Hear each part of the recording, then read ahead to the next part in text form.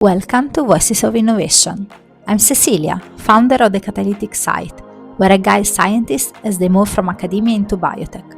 Join me as I speak with entrepreneurs, researchers, and talent leaders driving innovation and building the companies of tomorrow. If you are considering a career in biotech or simply want to understand the sector from the inside, this is your new favorite place. Hello and welcome back to Voices of Innovation.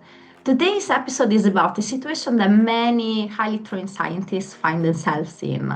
The moment where you are told that you are overqualified, but at the same time you are missing the one thing that everyone seems to want, industry experience. My guest today is Flavia Fico, a cancer biologist with a strong background in translational oncology and immuno-oncology.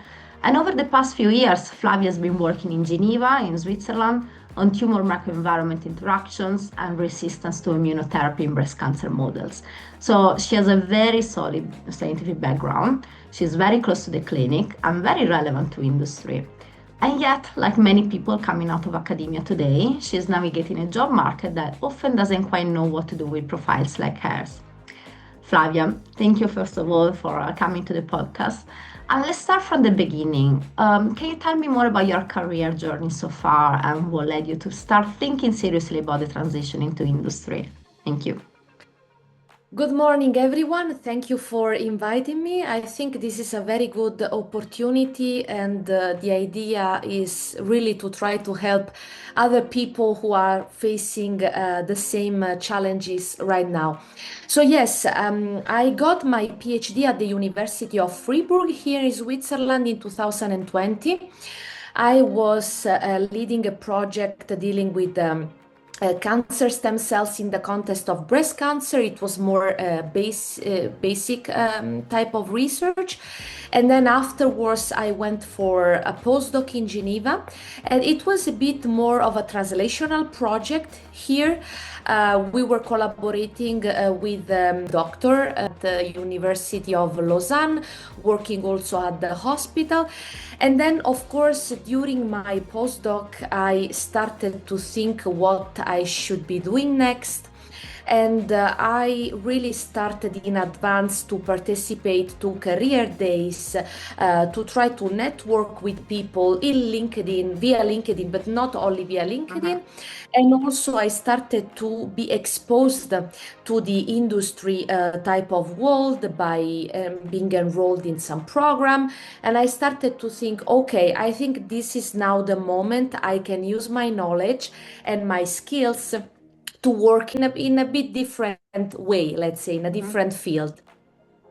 Flavia, I decided to invite you on the podcast because I came across one of your posts on LinkedIn that really resonated with lots of people. I think you got lots of traction there.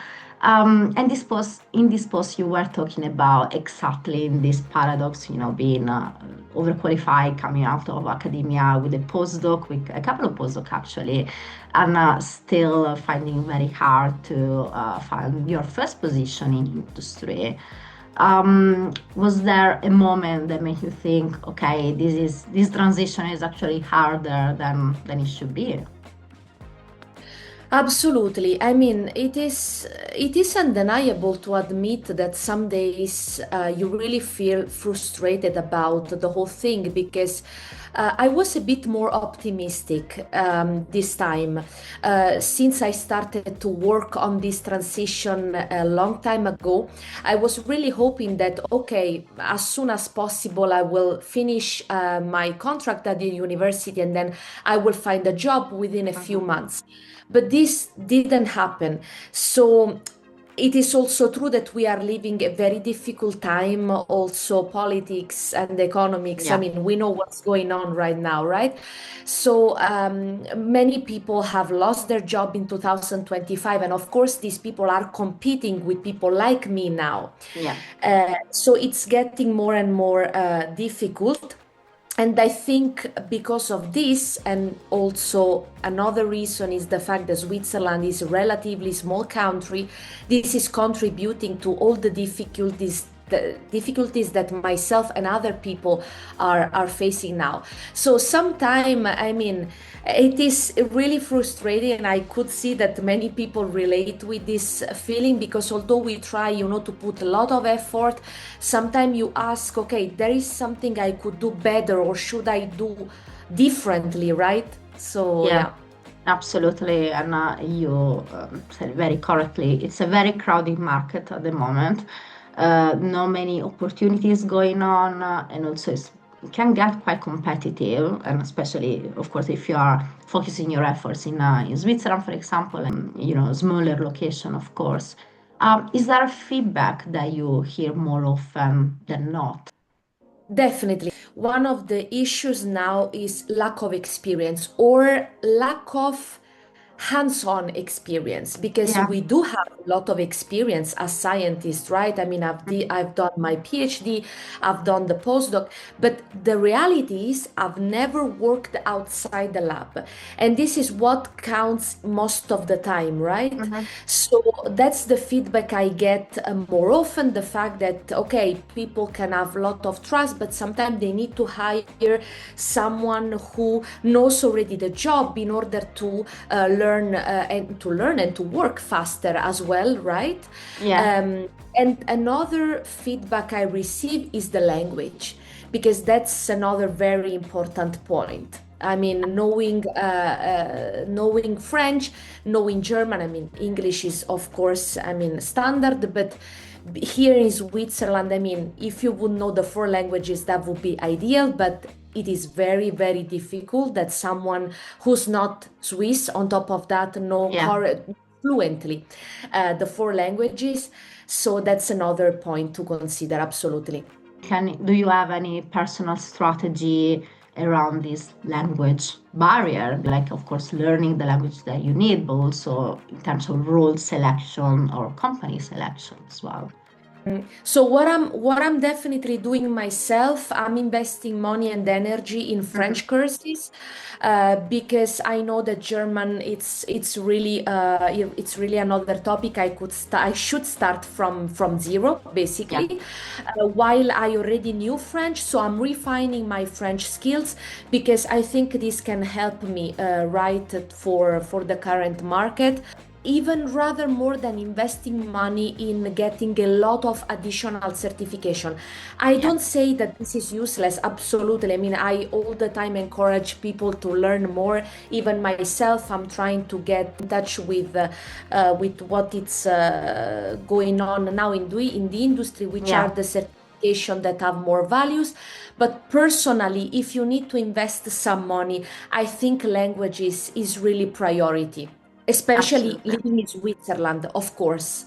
Yes, I've seen it with candidates from Germany, for example. Germany is another country that select candidates and profiles based on language, but also, in other countries in Europe. So yes, definitely trying to be aware of that barrier and to overcoming as you can, and to dedicate enough time in maybe when you are finishing your PhD, or maybe you have a postdoc, you still got 1 year or so, you got enough time to think about it without panicking. I think it's also important. Absolutely.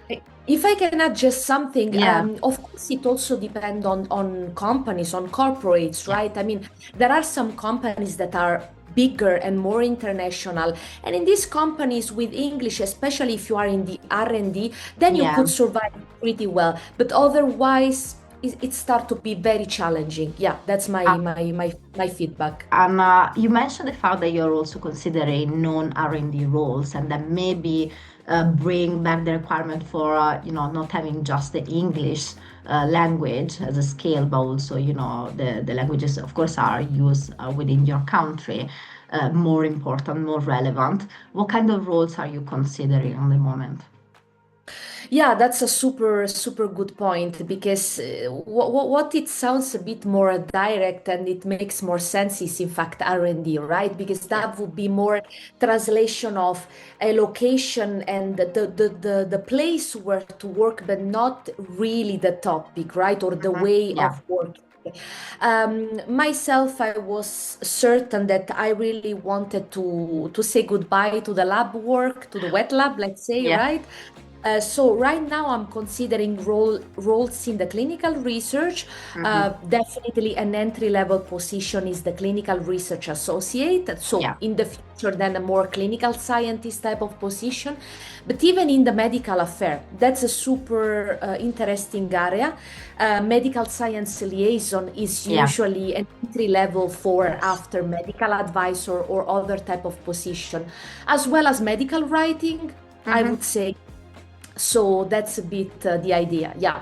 With the scientific expertise that you build in academia, you can really, apply it in so many different directions, which is super interesting. And maybe usually academics don't really think about transitioning into all these different sectors. That's true. I think, like, of course, it kind of de-risk a little bit the transition into industry if you first go into R&D, because as you said, you already know how to do experiments, you know how to think, about a research project, etc. Although there are differences within academia and industry, but there is a world out there, lots of different opportunities and options in terms of careers. So yes, I think it would be very interesting for you to explore these options. Which skills from academia do you think that are most undervalued in industry and you can still use in those non-R&D positions that you're targeting? A lot. We really do have a lot of transferable skills. And as you just mentioned, we don't think about it Mhm. because we are so focused in delivering our project, we are so focused in working hard all the time and be convinced that our life is wet lab and maybe okay analyzing presenting our data, but we don't think that all of these things can actually be transferable. For example, organization, I mean, that's key, right? We do have a lot of organization skills. We navigate between doing experiment, handling meeting with our boss, organizing presentation for the lab meeting, for conferences. Another very good skills is the project management. I mean, now there are plenty of courses, and I do know that in the CV, for example, adding a certification that can help a lot. But Yeah. even without that, we do have the capacity to lead the project, to mentor people, to organize tasks. I mean, this is super, super valuable for me. And others are, for example, resilience, the capacity to adapt, the capacity to be flexible, to completely rearrange the plan because results are showing something completely different, right?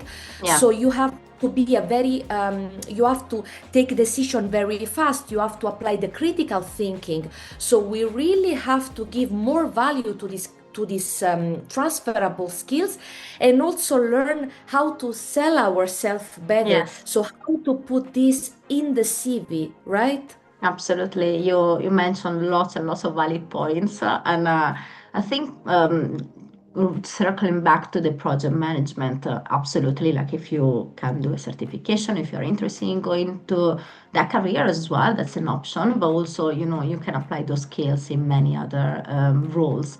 But at the same time, something that I always advise academics to do when preparing themselves for industry interviews is to look at their project, their research journey that they've done so far through the eyes of a potential project manager, because they already, manage timelines, budgets, coordinating, collaborations, and working maybe with external partners, or maybe, rebuilding a part of the lab, or, instruments and so on. So there are lots and lots of areas that you already cover as a project manager. You simply don't see it, like you described it in a different way, and that's super helpful. And something that you also mentioned, like is being able to properly communicate your value beyond the scientific project that you led or you contributed to when in academia. So you need to find the right words,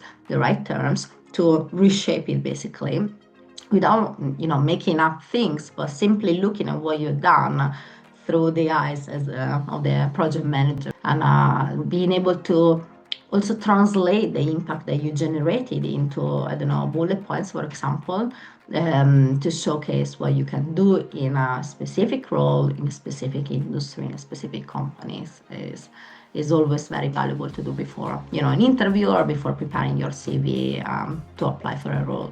And of course, since you are actively applying to roles, I'm sure that you have already interacted with recruiters, which can be sometimes not a very pleasant experience, unfortunately. And I speak as a former recruiter here. But what was your experience with recruiters so far? That's a very important topic, as you said, and I hope this conversation can really help, to reinforce this conversation between people who are looking for job and recruiters, because I think it is super important. I mean, they are the people who are screening our profile and somehow who are deciding for our future, right? So there are mainly two problems. Most of the time, it's a bit difficult to reach out. Um, Probably because they are very busy. I can believe that many people are writing them, many people are trying to reach out via LinkedIn, via mail, and I think for them it can be a bit challenging to Mhm. reply to all of us. So Yeah, that's a first point. And sometime I've got a very sharp reply in saying that they are looking for a certain profile, and maybe by looking at my profile, I miss this. I don't wanna say that it is a detail, but I'm missing one of the skill, one of the competencies that they are looking for, yeah, because it is very rare to be hired for potential. And I think yeah, that most of the time in small companies, it's hiring manager who are handling the hiring process, and maybe they want to have more control on the people they are recruiting. For big companies, they rely a lot on recruiters, which is very good. But sometimes they don't look behind the lines, right? They don't look for potential. They are interested. Do you have experience in this specific thing? Do you have this certification? And if you don't, it is very difficult to try to convince them. So I think we should work on both sides, meaning us trying to improve our cover letter and CV, make it more appealing, tailoring and fine tuning for industry job or even for hospital, but I'm saying without outside academia, and then making an effort to try to learn more about the person, because maybe it is a valuable worker, right? yeah, absolutely. And I think it's very important both for the companies that are, of course, hiring recruiters to search and scout for profiles for their job opportunities, but also for the candidates they are, reaching out to recruiters to look for people, professionals that are working specifically for the life science space. It could be for bigger organizations, it could be for biotech and smaller startups, but they have that knowledge about the market, about the skills required, about the potential. They are used to work with a PhD and postdocs, so they see as an added value definitely. And not like, of course, you are, a little bit senior here, you stay in academia for too long, maybe you're not relevant anymore for that industry role. So they really need to be able to understand also, I don't know, if you're in R&D, for example, the techniques that you perform during your research projects, to understand that for the specific topics there are areas that are more hot in terms of modalities, for example, and that if you got that level of experience, you can apply it also in slightly different areas as well to transfer that knowledge. So it's super important we working with professionals that are specifically expert in that space, and you can also get lots of insights in return if you find people that, of course, have got, as you said, the time and the space also to have those conversations. Always try to set them up. It's not easy, as you mentioned, because I know it very well, like they are working on, I don't know, like 5, 6 different projects with hundreds of applicants for each, and they are looking for specific, skills and expertise, and it can be very daunting, have conversations all day long. So to add additional conversations on top of that, where those are not related to a specific openings that they have, may feel like, too much to them. But if you got Exactly. the chance to have those conversations, or if you are contacted by a recruiter to speak about a specific position, always ask them insight about the market, about the sector that you want to enter, Yeah. how is it going in terms of companies, financial point, circumstances and everything. You can learn a lot about the sector by having those conversations, because they know a lot of the behind the scenes, basically, for these companies, and not all the insights and data are publicly available or easy to find, at least. Yes. Yeah. And of course, it happens quite commonly to be ghosted as well. I know that this is a big problem for the recruitment industry. Have you ever had experience of being ghosted yourself, your applications? Yes, quite often. In this case, I think it hurts, right? Because Mm, of course, it's our duty, it's our responsibility to find a job, and it's on you to spend the time and energy in yeah, preparing your documents, right? Because this is what it takes, simply speaking. But since you put a lot of effort, and personally, I've invested time with a career advisor uh-huh. at University of Geneva. We did a lot of work together, for example, Yeah, for fine-tuning my CV and cover letter. Then every time you send an application, you really are are at least hoping that people come back to you. So okay, most of the time it happens, but with automatic email of yeah, rejection, which again, it's a very frustrating experience, but with big companies, it happens very, very often. And other times they just never come back to you, or maybe you write the reference person, even indicated in LinkedIn, yeah, about the nothing status happened. of your Yeah, application, but they just don't come back to you. And of course, there is part of me who accept this as part of the process, and part of me who sometimes I try to insist a little bit, because you never know, right? It can also show yeah, that you are interested in yeah. the position, but sometimes you just need to let it go. So it's really hard to find the balance, I would say. Absolutely. Following up is always a good idea, as you mentioned. Maybe I would stop after 2 or 3 attempts, because, of course, you don't want to be seen as too persistent. Or Yes. also, it may be that, yeah, simply there is no interest on the other side, and therefore there is no point in, continuing to trying. But at least 1 or 2 follow-ups, I would say that it's good, because again, people are so busy.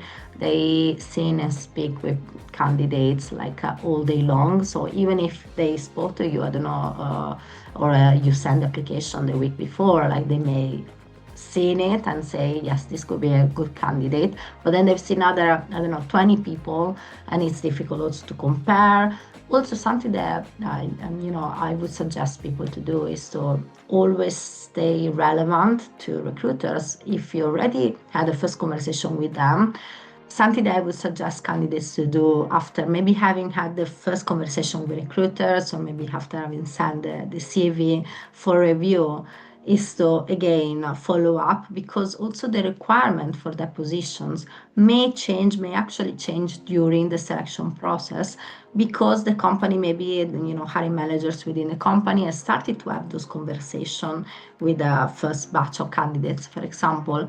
They realize that actually they need a certain skills, a certain expertise that they didn't consider originally, that now becomes much more relevant. So it may be that even if you had a conversation early on and maybe you weren't selected, send an email maybe after a couple of weeks, or a week or so, to see, to reiterate your interest, of course, in that role, and to see if anything happened in terms of requirements, because Yes. sometimes that's the case. True.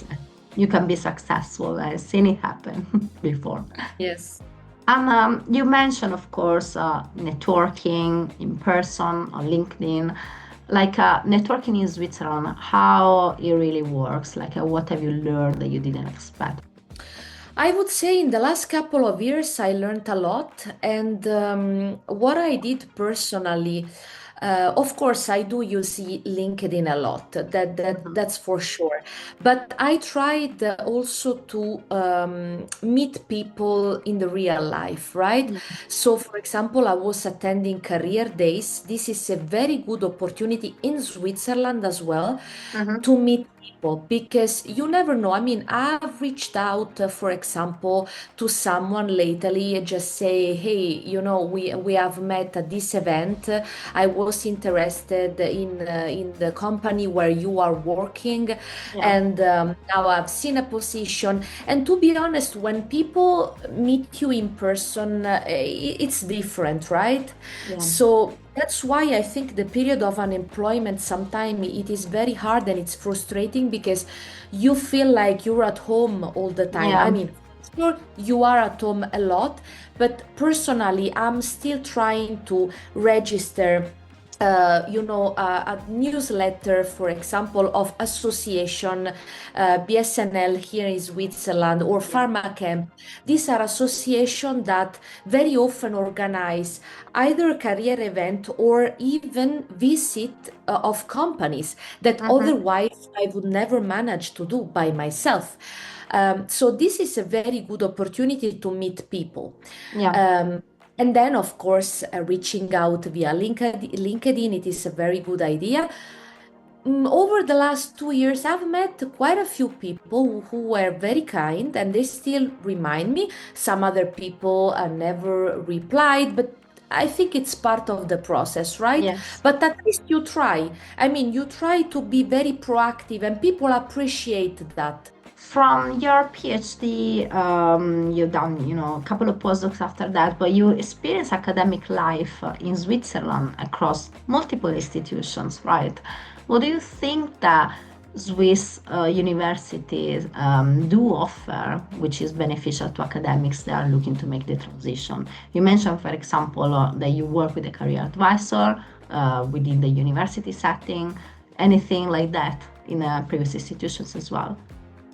Yeah, I think that currently there is more attention to this because Mhm. I think that before staying in academia, and then after the postdoc try to reach this principal investigator step and after associate professor and so on and so forth was the plan A for Yeah. people who have done at least a PhD.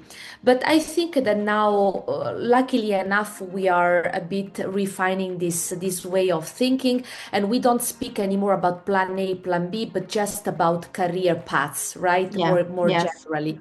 So, for example, now at the University of Geneva, there is this service. So you can refer to these people.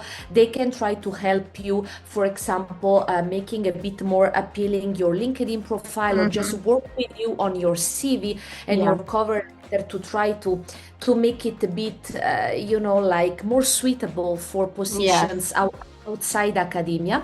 And as well, once a year, I think we had this day dedicated to postdoc, where people speak about. In fact, all the possibilities that we have after postdoc, so going more into the journalism, for example, Yeah. communication or teaching, or as I said, the clinical research or medical affair. So I think that now people are learning more and more about different options. So that's not bad. I think we are still a lot to learn. Myself, I have learned a lot of things by just being curious, for Yeah. example, but the universities now start to be more aware about the transition. Yes. That's amazing. I think that, for example, here in the UK, universities like Oxford, Cambridge, and those in London, of course, are much more able to offer this kind of services. While I see, for example, here in the Northeast, outside the golden triangle, you still see, not the level of support offered by university. But it is critical because if you don't know about, Of career course. options, for example, how can you prepare yourself? Well, even ask yourself, would that be something you are interested in doing? And of course, like practical tools like CV, LinkedIn revision, stuff like that are necessary. At some point, you need to go through it and Absolutely. optimize it for industry roles specifically. You also mentioned the fact that you are using LinkedIn, of course, for your networking. And I wanted to touch on something that I think you are doing pretty well already, which is using LinkedIn not only for networking, but also to document in a way, show your personal journey, looking, of course, for opportunities and advice, but also to document this career transition and, of course, all the challenges that you are facing, but also, the positive aspects of, being able to explore a new career, especially, a non-R&D career. How did you realize that this could have been like a great way to show your personal side? Yeah, definitely. I mean, now LinkedIn, I think we both agree with that, is quite polished, right? It tends to be a very perfect network for job. I mean, and it is. This is very good. But I do this also to remember that there's human behind jobs Yeah, and application, right? And it is also very nice to reach out to people to really say, hey, I feel you, I'm experiencing the same problem. And some people reach out to me to say, do you want to chat, about this? What is your experience? And I know it is somehow a bit risky because you expose yourself a little bit every time you criticize a bit the system, or not criticize but even exposing that you are facing some challenges yeah, and this could be done a bit better, or we could try to improve this, it, yeah, it is a bit risky all the time. But this is also important because at least the people are more aware of what is going on, yeah, and criticism can actually be beneficial, right? To maybe start thinking, okay, there may be something that it is not working 100%. We can try to collaborate and to work together to improve this situation. That's mainly the reason why I do this. And also because sometimes when people are, like facing the same problem, or they are in the same phase of life, sometimes they can have great ideas and start collaborating, and projects yeah, start out of thing, maybe absolutely. just sharing, okay, I'm unemployed as well, I'm trying to look for a job in this area, but do you also have in parallel other ideas to invest on something? And you never know. So I've been always very open to this and very curious. And so I was thinking, okay, let's don't make LinkedIn just a place either to complain or either to look for a job or to reach out to Yeah. recruit, but also to be active in this sense. Absolutely. And I think, first of all, it's much more common now to also, talk about personal stories, personal journeys, again, the challenges that you're facing. And you're said, not just to complain a little bit about certain situations, which is still fair, but also to raise the point that maybe there are things that are not working, maybe there are different ways of doing things that could work better. So that's absolutely important. Also to not let people feel too lonely in the challenges that they're facing, because again, as we said at the beginning, we are facing like quite a difficult time for specifically the life science sector. Lots of people are in this situation. They could be junior, transitioning for the first time, or maybe even more senior and going through redundancies, and companies that are shutting down, or maybe bigger organizations that are shutting down their pipelines in specific indications. So it's very common, unfortunately, to be in this situation. Well, at the end of the day, LinkedIn, something that I always say, is a social media, and we can use it in a positive way to connect with people. Again, thinking about projects that can start, like it happened to me a few times in the past, to actually start working with people on side projects, then led to something else much more meaningful, just through connections here. So it's really powerful tool. um Yeah. Last question to you. Well, as I discuss it with candidates, with students that come to me asking for help on how to use LinkedIn to their advantage. For them, the challenge is how to write about themselves. Like they are usually quite shy. They can talk about their science, but not really about, their personal journey. Any advice that you would like to give them to start? Absolutely. I was about to say impulsively, don't be shy. This is not the moment to be Yeah, shy. I mean, it's perfectly fine that there are some people who are more introvert, right? yeah, And they have more difficulties to reach out to people who have never met before. I mean, that's absolutely fair. Myself, I mean, I enjoy talking to people. I enjoy to reach out, but I understand it's not the same for everyone. Problem is you need to position yourself very well, and in order to do this, you really need to show at least to be very interested in this job, very interested in making a career. You are very proactive, because unfortunately there is so much competition that if you don't try to push a bit yourself, then it's gonna be very, very, very difficult afterwards. Everyone has his own personality, and this is perfectly fine. Myself, I'm more an extrovert, but this is, I mean, someone can be more shy or timid, but when looking for a job, you need to show that at least you are doing everything yeah. in your power to get the job. Yes. Yeah, absolutely. And look at me, I'm very shy, personal life. I'm doing a podcast, so everyone Absolutely, can that's try to great. push a little bit their limits and see what happens. Yeah, yeah, yeah, yeah. Thank you, Flavia. It's been a pleasure to have you here. And we had a very insightful conversation. So thank you again for joining the podcast. Thanks a lot. It was a pleasure. Thank you. Thanks.